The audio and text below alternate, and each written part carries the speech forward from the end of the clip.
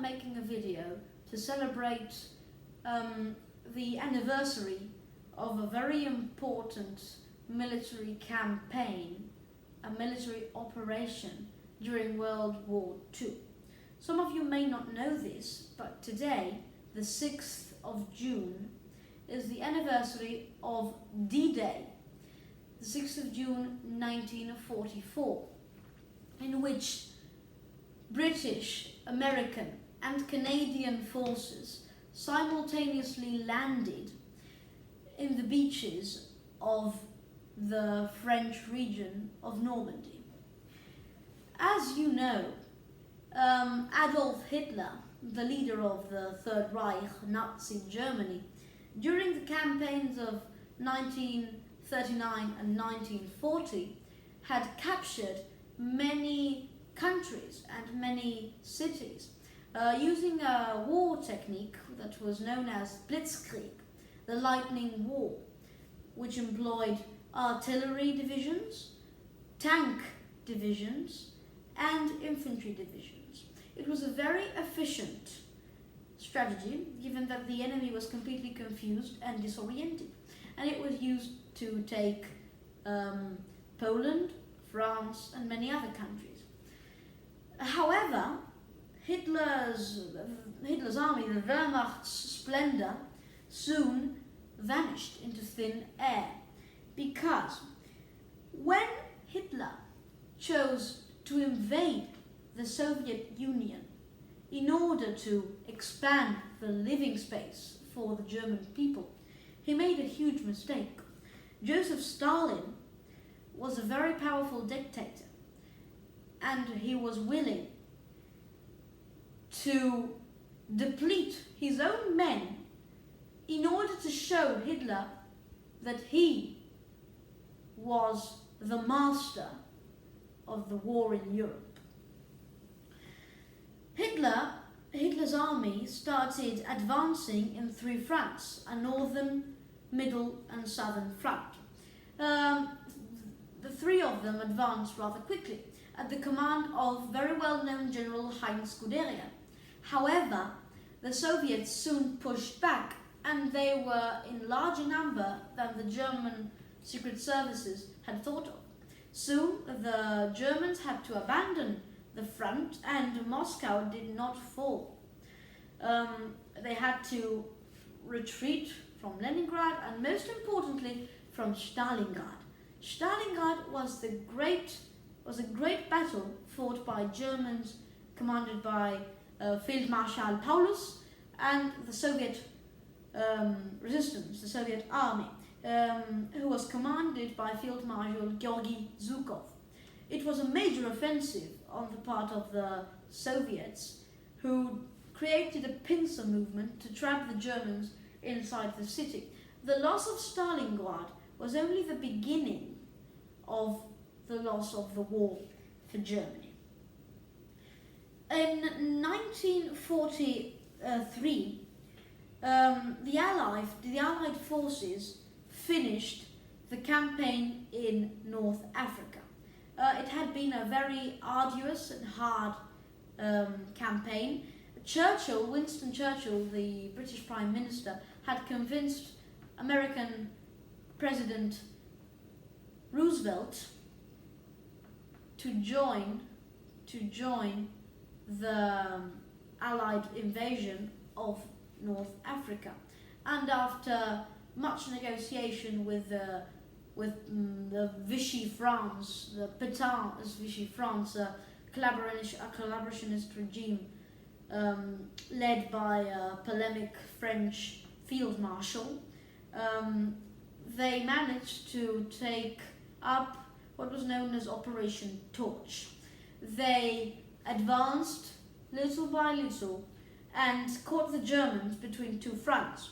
It was a very tough battle, but very good British generals such as Miles Dempsey or excellent strategist Bernard Law Montgomery managed to expel Erwin Rommel's German forces and his Panzer Corps out of Tunis, even though there was a major German offensive at Kasserine. Some months later, the Allies started thinking about moving on to Europe. Dwight D. Eisenhower was named leader of all Allied operations in the European theatre. Firstly, the most important thing to invade Sicily, which was the Allies' main target, was to create some sort of diversion so the Germans would not immediately defend Sicily. So several spies and agents started creating an operation to mislead the Germans and make them think they would be attacking the Balkans, for example. These operations were successful, and the Germans were indeed unprepared for the invasion of Sicily. However, the German division Hermann Göring and other very important divisions were sent to Sicily, and the Axis resistance, which was much tougher than expected, in spite of the lack of resistance and fight put up by Italian garrisons. What was very clear about the Allied strategy was the overwhelming air power. The Allied powers had very strong air forces. There was the US Air Force, who had many good pilots, such as Charlie Dryden. If you have time, viewers, look him up. He was a very important figure. And the British had their Spitfires, the Hurricanes, which were possibly the best planes in World War II theatre. These planes managed to exterminate the Luftwaffe, the German Air Force, and absolutely diminish all risk of German bombardment, although it took some time. The invasion of Sicily went as planned. There were landings in Gela by Patton's 7th Army and in Avola by Montgomery's 8th Army. They both advanced north, and Patton decided to take Palermo, which was indeed very successful and very interesting for the Allied cause, obviously, a very good operation. They reached Messina, the target of Operation Husky, the invasion of Sicily, and then started to move into continental Europe. Originally, the invasion of Normandy was planned for 1943, but Eisenhower and other leaders and world leaders decided that it was more sensible to wait till 1944, where the British forces would have recouped the losses of Operation Sea Lion, the planned invasion of Great Britain on the part of Nazi Germany. Thus, the 6th of June 1944, 54,000 American troops, 54,000 British troops, 21,400 Canadian troops, and 23,400 airborne troops landed in the beaches and part of the continent of Normandy. Firstly, we should say that Operation Overlord, which was the code name for the invasion of Normandy, had 5 phases. D-Day itself had 5 phases. The first one was the airborne attack, the airborne drop. Allied paratroopers started landing to secure the beaches approximately at 12 a.m. Obviously, if the beaches were not properly secured, no landings could take place at all. Secondly, took place the deception. The Allies faked an invasion of the Pas-de-Calais, so the Germans would send a very important, well-armed armoured division to wait for them there, while they could proceed with the landings in other unprotected beaches. At 3 p.m. took place the aerial attack, which was a very important phase in almost every Allied invasion, as was the naval attack, which was the next phase, which took place approximately at 5 a.m. The 3 branches of the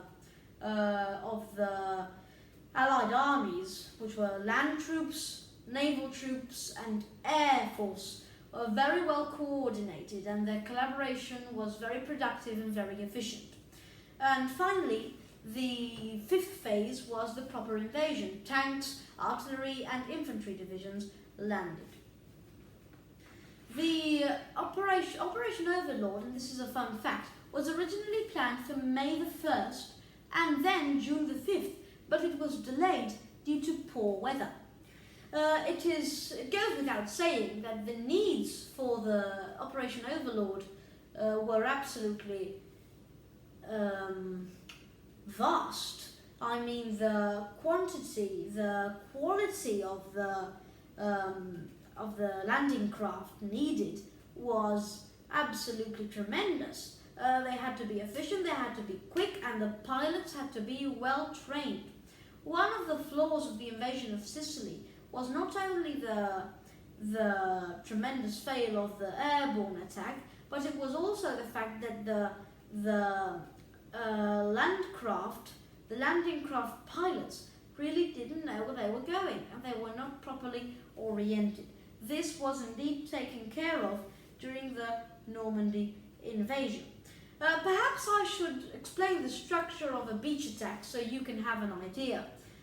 Firstly, the airborne paratroopers secured the beaches. They had several small fights, not very bloody battles, and they made sure the beaches were secure for the tanks and the other infantry and the artillery to land in the beaches. Obviously, there was sometimes fierce resistance, so the Allies tried to avoid the more fortified beaches. And I believe this roughly explains the the landing in Normandy, which preceded a very long and very tedious but successful Allied advance towards Berlin, where they reunited with the Soviet Red Army. In this advance participated General George S. Patton, General Bernard Law Montgomery, General Dwight D. Eisenhower, and many other great men. And also, the Germans opposed some fierce resistance, but it was successfully disarmed, as proved by the Battle of the Bulge. But let us not digress.